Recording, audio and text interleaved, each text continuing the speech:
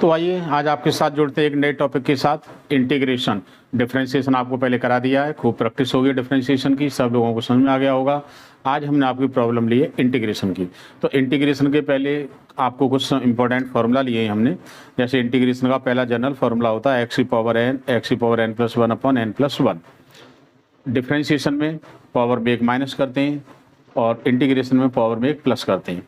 Differentiation में power आगे आती है, इंटीग्रेशन में पावर डिनोमिनेटर में आती है। इसी तरह से e की पावर x का इंटीग्रेशन e की पावर x ही होता है, e की पावर ax का e की power ax divided by a होता है। इंटीग्रेशन में पावर डिनोमिनेटर में कांस्टेंट आता है, डिफरेंशिएशन में कांस्टेंट का मल्टीपल होता है। 1/x का होता है log x, e का होता है ax इंटीग्रेशन। को ट्रिग्नोमेट्रिक फंक्शन के देखिएगा, sin x का होता है minus cos x, cos x का होता है sin x, tan x का होता है minus log cos x, cot x का होता है log sin x, sec x का होता है log sec x plus tan x, cosec x का होता है log cosec x minus cot x। But sec और cosec के स्क्वायर में होते हैं, ये होता है tan x, ये होता है माइनस cot x। तो देखिए एक बात ध्यान रखिएगा, इंटीग्रेशन में कोई कोसेंट रूल नहीं होता। अगर डिनोमिनेटर में आ जाता है क्वेश्चन, डिनोमिनेटर कुछ लिखा हुआ है तो आपको डिनोमिनेटर कैसे भी रिमूव करना है, क्वेश्चन को न्यूमरेटर में बनाना है। दूसरा, ट्रिग्नोमेट्रिक फंक्शन सिर्फ सेक और कोसेक को छोड़ के कहीं स्क्वायर नहीं आता, कहीं स्क्वायर आ जाता है तो वो आपको सही करना है, क्वेश्चन को सॉल्व करने लायक बनाना है।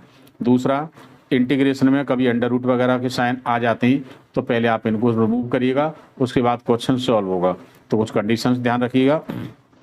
आपके लिए हमने एक एग्जाम्पल ली है कॉट स्क्वायर एक्स। तो देखिए कॉट स्क्वायर एक्स का आपको फॉर्मूला याद होना चाहिए। कॉट स्क्वायर एक्स का डायरेक्ट इंटीग्रेशन नहीं होता, cosec square x minus one ये फॉर्मूला होता है। अब इसका डायरेक्ट हो जाएगा, कोसेक का आप जानते हो माइनस कॉट एक्स और वन का हो गया माइनस एक्स। ऐसे under root one minus cos two X लिया तो देखो अंडर रूट आ गया, पहले अंडर रूट को हटाइएगा।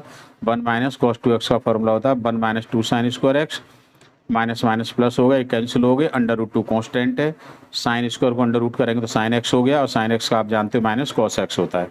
एक क्वेश्चन मैंने डिनोमिनेटर न्यूमरेटर का लिया है क्योंकि इसमें कोई कोसेंट रूल नहीं होता, इसलिए एक्स प्लस वन को हमने टी मान लिया।